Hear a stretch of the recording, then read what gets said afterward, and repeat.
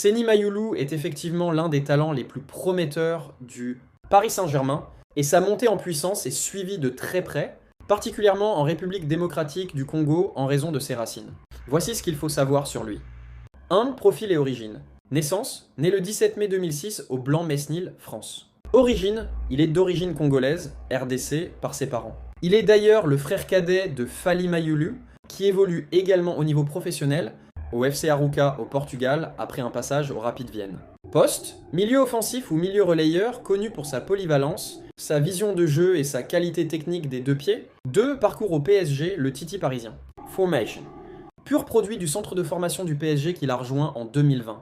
Début pros, il a fait ses débuts avec l'équipe première en janvier 2024, en Coupe de France contre l'US Revel, et a marqué son premier but pro quelques jours plus tard contre Orléans. Statut actuel. Il a signé son premier contrat professionnel en mai 2024, le liant au club jusqu'en juin 2027. Luis, Enrique lui accorde une grande confiance, l'intégrant régulièrement dans la rotation de l'effectif.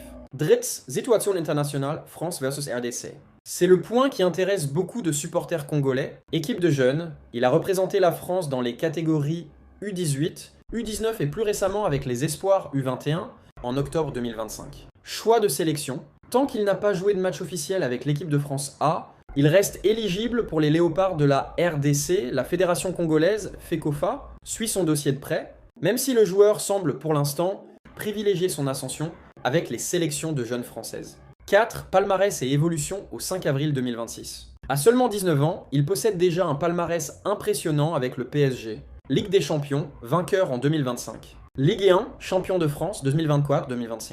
Coupe de France, vainqueur 2024-2025. Statistiques 2025-2026. Il s'est imposé comme un élément important de la rotation, brillant notamment en Ligue des Champions, où il a marqué des buts décisifs, comme celui de l'égalisation contre Barcelone en octobre 2025. C'est un joueur qui a tout pour devenir un pilier du milieu de terrain parisien dans les années à venir, et dont le choix de sélection nationale sera un moment clé pour le futur des Léopards s'il décidait de rejoindre la RDC. En résumé, le vent tourne très fort en faveur de la RDC et l'optimisme est là, mais ce n'est pas encore verrouillé à 100% administrativement. C'est le moment idéal pour continuer à suivre ça de près, car l'annonce officielle pourrait tomber d'un moment à l'autre. Tu penses qu'il sera prêt pour les prochains matchs des éliminatoires avec la RDC? Abonnez-vous chez les vidéos de Congolais. Parlons-en. Pour la Coupe du Monde, qui doit être titulaire? On a 3 gardiens, Mathieu Epolo, Lionel Mpassi et Timothée Fayulu. Mon point de vue est clair, Mathieu Epolo mérite d'être titulaire à la Coupe du Monde. Ah oui, Mathieu Epolo mérite d'être titulaire. Lionel Mpassi, j'ai beaucoup de respect pour lui, pour tout ce qu'il a fait pour la RDC, j'ai beaucoup de respect pour lui. Mais pour moi, il ne mérite pas d'être titulaire, surtout contre les Portugal. Surtout contre le Portugal, Lionel Mpassi ne mérite pas d'être titulaire. Souvent, il est gardé par la défense. Pour moi, Mathieu Epolo ou Timothée Fayulu devraient être titulaires contre le Portugal à la Coupe du Monde. Parce que là, on joue contre des grandes équipes. Fini les débats, Mathieu Epolo mérite pleinement d'être titulaire contre le Portugal. Ah oui, Mathieu Epolo mérite pleinement d'être titulaire contre le Portugal. Il a toutes les qualités qu'il faut pour être titulaire en équipe nationale de la RDC. Regardez-moi ces arrêts magnifiques. Regardez-moi ces arrêts magnifiques. Oh non! Il est incroyable, Mathieu Epolo, il est en feu. Et avec ça, vous allez me dire qu'il ne peut pas être titulaire avec la RDC. Le troisième arrêt d'Epolo. Et peut-être la réduction du score. Non, Epolo. Regardez-moi ça. Avec ça, vous allez me dire qu'il ne peut pas être titulaire. Encore une énorme opportunité galvaudée par l'Antwerp. Et la semaine prochaine, attention. Oh, et encore Mathieu Epolo. Infranchissable. Pour moi, Mathieu Epolo mérite d'être titulaire en équipe nationale de la RDC. Il doit être titulaire indiscutable. Indiscutable, je rappelle. Il a toutes les qualités qu'il faut. Devant Mpassi, c'est donc officiel, les Léopards de la RDC. Parce qu'on va jouer contre Danemark pour préparer la Coupe du Monde. Et notre premier match, on va le jouer contre le Portugal. Regardez-moi cette rencontre entre le Danemark et le Portugal. On va voir si on peut vraiment faire quelque chose. Avec un penalty obtenu par Cristiano Ronaldo. Cristiano Ronaldo. C'est manqué. Sur Schmeichel, l'arrêt du gardien danois. Bruno Fernandes, corner au deuxième poteau. Avec le but. Goal pour les Portugais. On va jouer contre les Danemark et on verra si on peut vraiment faire quelque chose contre le Portugal. Schmeichel qui boxe. directement dans les pieds des Portugais. Oh non! Et à nouveau l'erreur. Cette fois-ci de Schmeichel qui est venu On doit repousser ce ballon. surtout nous préparer en défense. La famille incroyable. Gaël Moukao place Chancel Memba à la première place parmi les 10 meilleurs joueurs africains à la première place. Vous vous rendez compte? Regardez son classement. Chancel Top Memba à 10 la première African place. player, Une dinguerie. Mohamed Salah,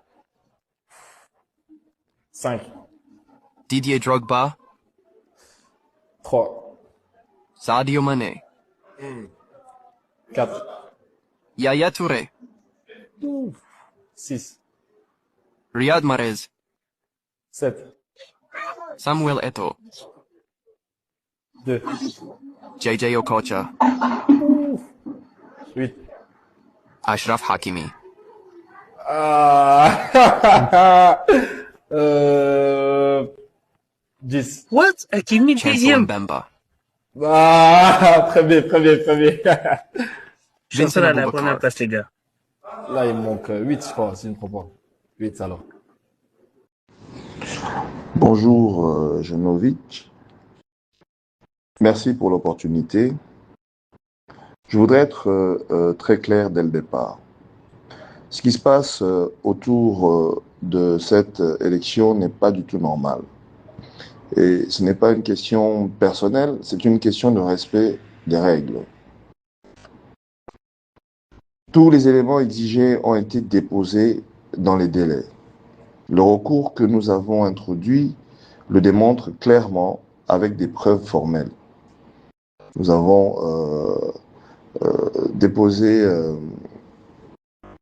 les éléments initiaux qui sont validés au secrétaire général. Les compléments fournis ont été faits dans les délais. Les accusés de réception et pièces annexées le prouvent. Mais comme je l'ai indiqué dans le dossier transmis, notamment aux pages 5 et 6, si tu peux regarder dans les documents transmis, la commission, elle a elle-même reçu l'ensemble des éléments demandés.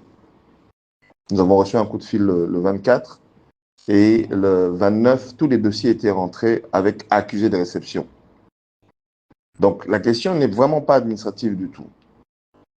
En ce qui concerne